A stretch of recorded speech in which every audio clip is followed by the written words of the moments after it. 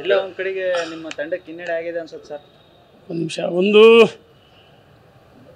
ಕರ್ನಾಟಕ ರಾಜ್ಯದಲ್ಲಿ ಕಾಂಗ್ರೆಸ್ ಸರ್ಕಾರ ಅಧಿಕಾರಕ್ಕೆ ಬಂದಾಗಿಂದ, ಸಿದ್ದರಾಮಯ್ಯನವರ DK ಶಿವಕುಮಾರ್ ಅವರ ನೇತೃತ್ವ ಸರ್ಕಾರ ಅಧಿಕಾರಕ್ಕೆ ಬಂದಾಗಿಂದ ಒಂದು ರೀತಿ ತೊಗಲಕ್ ದರ್ಬಾರ್ ಅಂತ ಸರ್ಕಾರ ಅಧಿಕಾರ ಮಾಡ್ತಾ ಇದ್ದಾರೆ.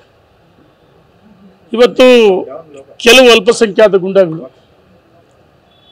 ಮೈಸೂರಿನಲ್ಲಿ ಯಾವುದೋ ಒಂದು ಸಾಮಾಜಿಕ ಜಾಲತಾಣದಲ್ಲಿ ಪೋಸ್ಟ್ ಹಾಕಿದ್ದಕ್ಕೆ ಇಡೀ ಪೊಲೀಸ್ ಠಾಣೆಯನ್ನು ಬೆಂಕಿ ಹಚ್ಚತಕ್ಕಂಥ ಧ್ವಂಸ ಮಾಡ್ತಕ್ಕಂಥ ಕೆಲಸವನ್ನು ಮಾಡಿದರು. ಅಂಥ ನೀಚರನ್ನ, ದೇಶ ವಿರೋಧಿಗಳನ್ನ ಬಂಧಿಸ್ತಕ್ಕಂಥ ಸರಿಯಾದ ರೀತಿ ಬಂಧಿಸ್ತಕ್ಕಂಥ ಕೆಲಸವನ್ನು ಮಾಡಲಿಲ್ಲ ಸರ್ಕಾರ. ನಿನ್ನೆ ದಿವಸ ರಾಜ್ಯದ ಅಧ್ಯಕ್ಷರ ನೇತೃತ್ವದಲ್ಲಿ ಭಾರತೀಯ ಜನತಾ ಪಾರ್ಟಿ ಹೋರಾಟ ಮಾಡೋದಕ್ಕೆ ಎಮರ್ಜೆನ್ಸಿ ಡಿಕ್ಲೇರ್ ಮಾಡಿದರು ಒಂದು ರೀತಿ. ಯಾಕೆ ತುರ್ತು ಪರಿಸ್ಥಿತಿ,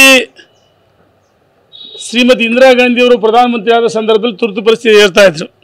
ವಾಕ್ ಸ್ವಾತಂತ್ರ್ಯ ಇರಲಿಲ್ಲ, ಪ್ರಜಾಪ್ರಭುತ್ವನೇ ಕಗ್ಗೊಲೆ ಮಾಡಿದರು. ಅದೇ ರೀತಿ ಕರ್ನಾಟಕದಲ್ಲಿ ಇವತ್ತು ಪ್ರಜಾಪ್ರಭುತ್ವ ಕಗ್ಗೊಲೆ ಆಗಿದೆ. ಈ ಹಿಂದೆ ಮೈಸೂರು ಚಲೋ ವಾಹನದಲ್ಲಿ ರಾಜ್ಯದ ಅಧ್ಯಕ್ಷರು ಪ್ರತಿಪಕ್ಷ ನಾಯಕರು ಹೊರಟಾಗ ರೋಡ್ ಮಧ್ಯದಲ್ಲಿ ಬಂಧಿಸಿದರು. ನಿನ್ನೆನೂ ಸಹ ಕೋರ್ಟಿಂದ ಷರತ್ತುಬದ್ಧ ಅನುಮತಿಯನ್ನು ಪಡೆದು ಪ್ರೊಟೆಸ್ಟ್ ಮಾಡಬೇಕಾಯಿತು. ಇದೇನು ಪ್ರಜಾತಂತ್ರ ರಾಜ್ಯನೋ ನಾವೆಲ್ಲಿದ್ದೀವಂತ ಅನುಮಾನ ಮೂಡ್ತಾಯಿದೆ. ಇವತ್ತು ಒಂದು ಕಡೆ ಕಾನೂನು ಸುವ್ಯವಸ್ಥೆ ಸಂಪೂರ್ಣ ರಾಜ್ಯದಲ್ಲಿ ಕುಸಿದು ಹೋಗಿದೆ. ಹುಬ್ಬಳ್ಳಿ ಪೊಲೀಸ್ ಠಾಣೆ ಮೇಲೆ ಹಿಂದೆ ಕಲ್ಲು ತೂರಾಟ ಮಾಡಿರ್ತಕ್ಕಂಥ ವಾಪಸ್ ಪಡೆಯೋಕ್ಕೆ ಪ್ರಯತ್ನ ಮಾಡ್ತಾರೆ. ಇವರಿಗೆಲ್ಲ ಕೆಲವು ಅಲ್ಪಸಂಖ್ಯಾತ ಗುಂಡುಗಳು ಬ್ರದರ್ಸ್ಗಳಾಗ್ಬಿಡ್ತಾರೆ.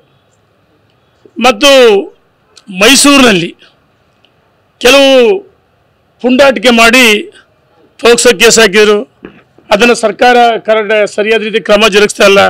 ನಾವು ಹೇಳ್ತಾ ಇದ್ದೀವಿ, ಕರ್ನಾಟಕ ರಾಜ್ಯದಲ್ಲಿ ಸಂಪೂರ್ಣವಾಗಿ ಆಡಳಿತ ಯಂತ್ರ ಕುಸಿದು ಹೋಗಿದೆ, ಕಾನೂನು ಸುವ್ಯವಸ್ಥೆ ಹದಗೆಟ್ಟಿದೆ.